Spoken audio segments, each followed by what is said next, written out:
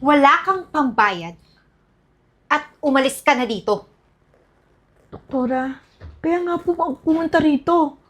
May sakit po ako. Ang sama ng pakiramdam ko. Baka kailangan matulungan niyo ako. Wala akong pakialam kahit atakihin ka pa sa sakit mo at mawala na dito sa mundo.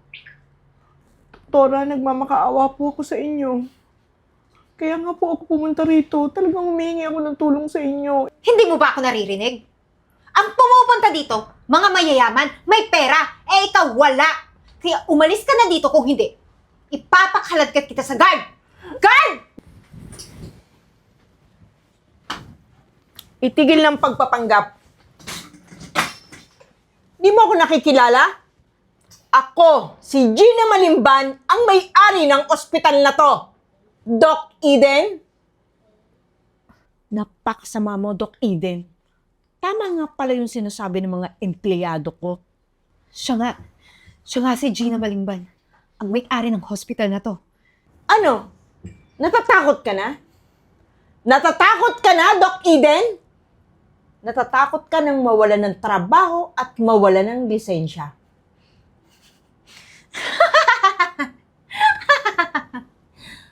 Ang totoo niyan, alam ko na, Gina Malimban, na ikaw ang may-ari ng ospital na to.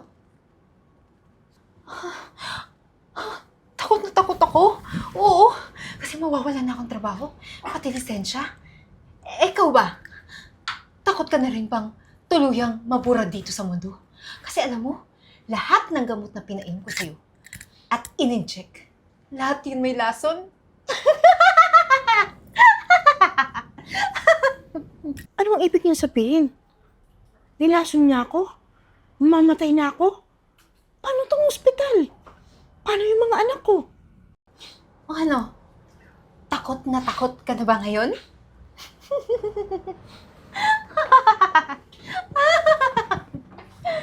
Bakit siya matatakot kung hindi ka naman pinainom yung mga gamot na binibigay mo?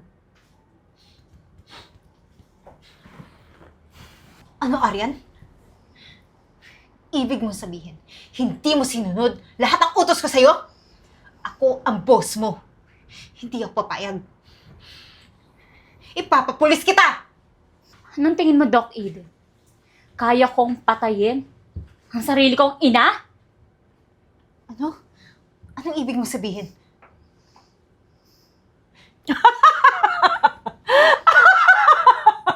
Tama yung narinig mo! Anak ko nga si Arian. Bakit pag galit na galit ka sa akin at talagang gusto mo akong patayin? Ha? Alam mo kung bakit? Kung bakit galit na galit ako sa'yo? Kasi ang gusto ko lang, mawala ka na sa landas namin ng asawa mo. At kapag nagpakasal kami, pati itong ospital, masasalin sa pangalan ko. So ikaw pala, ang kirida ng tatay ko? Walang sino man ang pwedeng sumampal sa akin. Walang hiya ka! Kirida! Kabait! Malandi ka! Pero mas sexy. Makataas. Hindi matanda.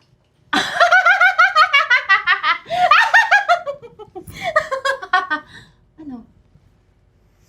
Sa tingin mo, hindi ka madaling palitan? Ngayong may sakit ka na at malapit ka nang mawala. Paano na to? Masisira yung mga pinaghirapan ng mga magulang ko. Hindi. Hindi ako papayag.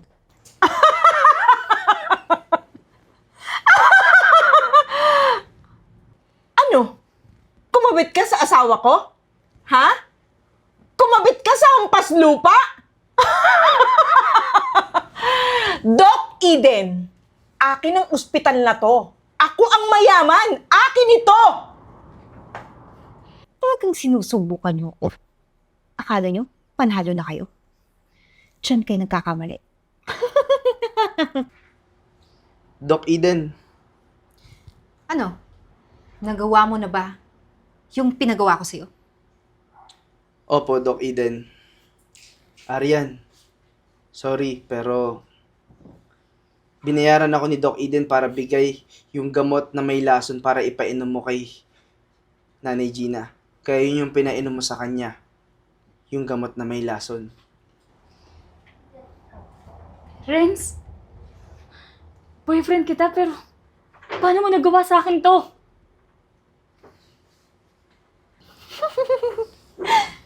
Simple lang. Kailangan niya ng pera. At itong nanay mo, malapit ng mamatay.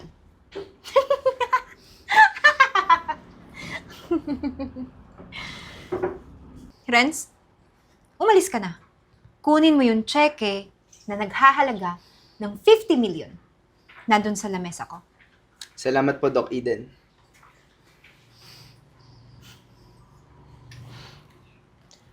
Napakasama mo, Eden! Wala kang kasing sama! Ma?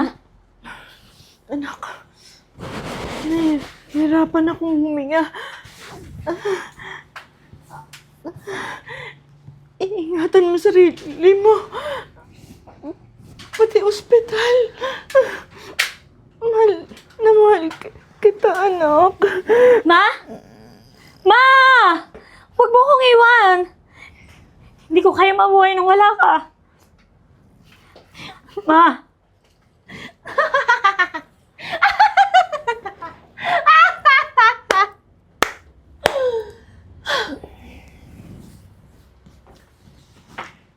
Ilusyonada! Nasa sarili ko akong ospital? Anong palagay mo sa akin, ha? Wala akong proteksyon dito. Marami akong mata at tenga sa sarili kong ospital. Gaga ka! Ibet! Ma'am Gina, Akala yata ng babaeng to. Talagang mapapatay niya ako. Paliwanag mo! Yvette, anong ibig sabihin nito? Best friend kita? Tinrider mo ko? Eden, kaibigan kita. Pero, ang loyalty ko, na kay Ma'am Gina. Matagal na niya akong bodyguard. Ano? Eden, narinig ko yung pinag-usapan niyo ni Doc Renz. Nung narinig ko yon, nalalasunin niyo si Ma'am Gina.